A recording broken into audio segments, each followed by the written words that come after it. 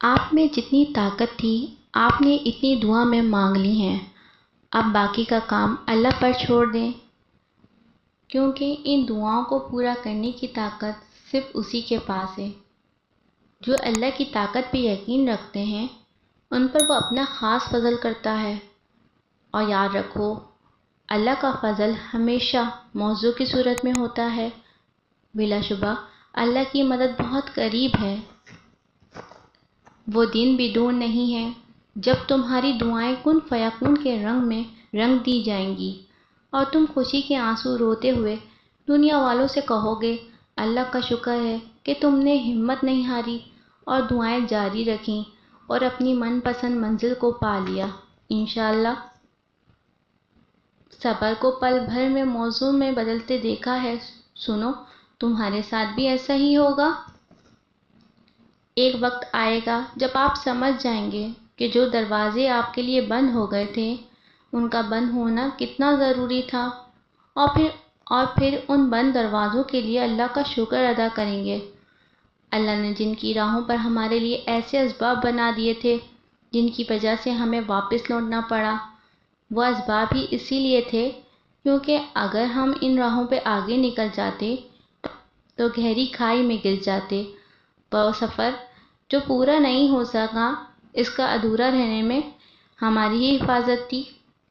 تم مانگنے کا حق ادا کر چکے ہو، اب اپنے اللہ کے معاوضے کا انتظار کرو اور یقین رکھو تمہارا اللہ بہترین طریقے سے دعائیں قبول کرتا ہے، اور بہت جلد اللہ تمہاری چاہت کو راحت بنا کر تمہارے قریب لے آئے گا اور تمہیں خبر بھی نہ ہوگی۔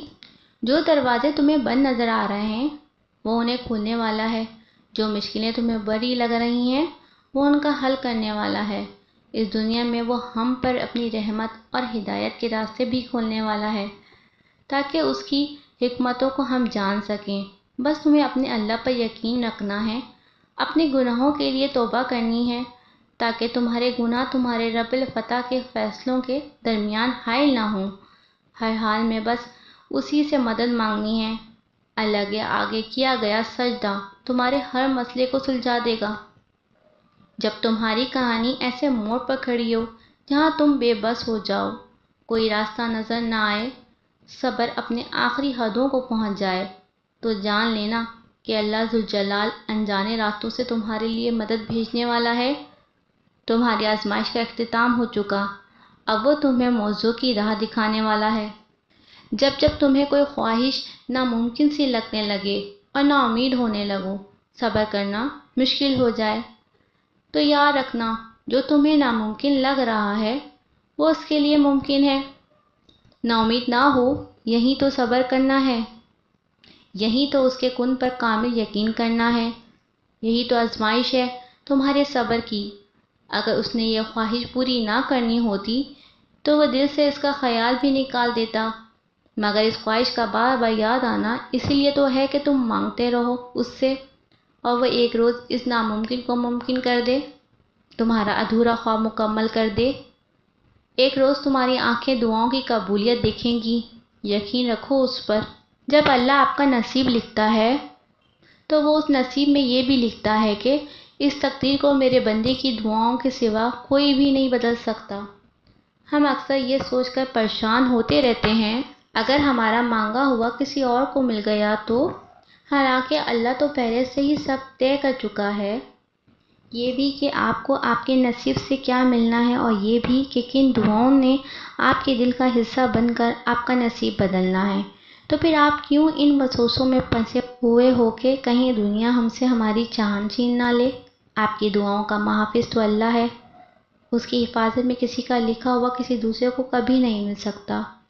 جو بھلائی اللہ نے آپ تک بھیجنی ہے وہ آپ تک ہر حال میں پہنچ کر ہی رہے گی۔ جو معجزے اللہ نے آپ کے لیے مقرر کیے ہیں وہ معجزے ہو کر ہی رہیں گے۔ کوئی بھی اس ہونے کو نہیں ٹال سکتا سوائے اللہ کے، جس پر اللہ نے ہمارے لیے پہرے بٹھا رکھے ہیں، اسے ہم سے کوئی نہیں چھین سکتا۔ کیا ہو سکتا ہے اور کیا نہیں یہ سوچنا تمہارا کام نہیں، تمہارا کام بس دعا کرنا ہے، پھر دیکھو وہ ایسے معجزے لائے گا کہ تمہارے رونگٹے کھڑے ہو جائیں گے۔ اگر تم معجزات کی تلاش میں ہو تو سنو، تم مجھ سے جب ہوں گے جب تم اپنے رب کی قدرت پہ پورا اعتماد کرو گے۔ جب تم سب وسوسے نکال کر یہ یقین رکھو گے کہ وہ رب کوئی نہ کوئی راہ نکال ہی دے گا، جب تم خود کو مکمل اس کی رضا میں ڈال لو گے۔ لوگ پوچھتے ہیں کہ آزمائش اتنی لمبی کیوں ہوتی ہے؟ آزمائش کب ختم ہوگی؟ جب اللہ پر توکل ہے تو اس کی آزمائش پر کیوں نہیں؟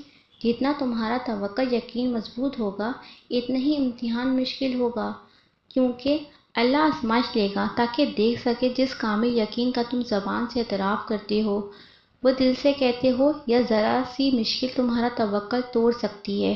آزمائش ہمیشہ کے لیے نہیں رہے گی، کیونکہ پھر اللہ چن لیتا ہے انہیں جو شکوہ نہیں کرتے۔ اللہ تعالیٰ فرماتا ہے، ہم دیکھ رہے ہیں بار بار تمہارا آسمان کی طرف منہ کرنا، تو ضرور ہم تمہیں پھیر دیں گے اس کی طرف جس میں تمہاری خوشی ہے۔ اس مالک پر بھروسہ رکھو، وہ تمہارے حصے کی خوشیاں تمہیں ضرور نصیب کرے گا۔ بس تم ہمت نہ ہارنا، خود کو اکیلا نہ سمجھنا، اللہ تمہارے ساتھ ہے، وہ تمہاری زندگی سے سارے غم، مشکلیں، تکلیفیں ایسے نکال دے گا کہ تم حیران رہ جاؤ گے۔ ابھی تو وہ وقت بھی آنا ہے جب اللہ نے تمہارے صبر کا صلہ تمہاری من پسند چیز کی صورت میں دینا ہے۔ بس تم اپنے اللہ پر یقین رکھو اور دعائیں مانگتے رہو، کیونکہ اسے اٹھے ہوئے ہاتھوں کی لاج رکھنا آتا ہے۔ جب یقین کی ڈور اللہ پر چھوڑ دی جائے تو اللہ اپنے بندے کو مایوس نہیں کرتا۔ انسان یقین رکھے تو کیا کچھ نہیں ہو سکتا۔ جب ہم اللہ کی رضا میں سر جھکا لیتے ہیں اور سارے معاملات اللہ پر چھوڑ دیتے ہیں تو پھر اللہ یا تو ہمیں وہ چیز دے دیتا ہے یا پھر ہمارا دل ہمارے نصیب پر راضی کر دیتا ہے۔ اور جب ہم کسی چیز پر صبر کر لیتے ہیں تو پھر وہ ہمیں صبر کا صلہ موضوع کی صورت میں دیتا ہے۔ اللہ کی طرف سے کی گئی دیر تاخیر نہیں ہوتی، بلکہ تمہارے لیے اس میں بہتری ہوتی ہے۔ اور جب تم اس بہتری کو سمجھتے ہو، جب تم اپنے اللہ کا شکر کرتے ہو اور کہتے ہو کہ اللہ تیرا شکر ہے کہ تو نے ہمیں اس چیز سے بچا کے رکھا، کیونکہ اکثر ہم ایسی چیز کے لیے بھی بہت تڑپ رہے ہوتے ہیں جو ہمارے لیے بہتر ہوتی ہی نہیں۔ یہ ہمیں نہیں معلوم ہوتا، لیکن ہمارا اللہ بہت اچھے طریقے سے جانتا ہے کہ کیا ہمارے لیے اچھا ہے، اس لیے جو وہ کرتا ہے وہی بہتر ہوتا ہے، اور یہ بات ہمیں وقت بتاتا ہے۔ ضرور قبول ہوں گی تمہاری دعائیں، یہ اللہ کا وعدہ ہے تم سے۔ دعاؤں کے قبول ہونے میں تاخیر تمہارے لیے بہتری ہے، وہ سنتا ہے سب کی، اور جو ہمارے لیے بہتر ہوتا ہے وہ ہمیں عطا کرتا ہے، کیونکہ وہ نہیں بھولتا تمہاری دعاؤں کو اور نہ ہی اپنا کیے ہوئے وعدے کو۔ اور بے شک وہ اپنے وعدوں کا بڑا سچا ہے، کیونکہ جن کی امیدیں اللہ سے ہوتی ہیں وہ کبھی نا امید نہیں ہوتے، اور نصیب تو بے شک اس کے ہاتھ میں ہے، لیکن دعاؤں کا اختیار اس نے ہمیں دیا ہے، اور یہ دعا ہی تو ہوتی ہے جو تقدیر بدلنے پر قادر ہوتی ہیں۔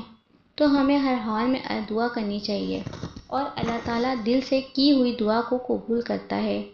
دعا کے لیے ہاتھ اٹھانا، آنسوں سے بھری آنکھوں کے ساتھ اللہ کے آگے دعائیں کرنا، اس امید کے ساتھ کہ ایک دن وہ تمہاری دعاؤں کو ضرور قبول کرے گا، اور پھر اللہ کی دی ہوئی آزمائش پر صبر کرنا، صبر کے ساتھ اچھے وقت کا انتظار کرنا، برے حالات میں بھی اللہ کو نہ چھوڑنا۔ مشکلات آتی ہیں اور وقت گزر جاتا ہے، بس اللہ پر توکل رکھنا اور ہمیشہ یہ سوچنا کہ اللہ ہے نا، وہ ہماری ساری مشکلیں آسان کر دے گا، اس کے ہاتھ میں تو سب کچھ ہے، وہ ہمیں کبھی خالی ہاتھ نہیں لوٹائے گا۔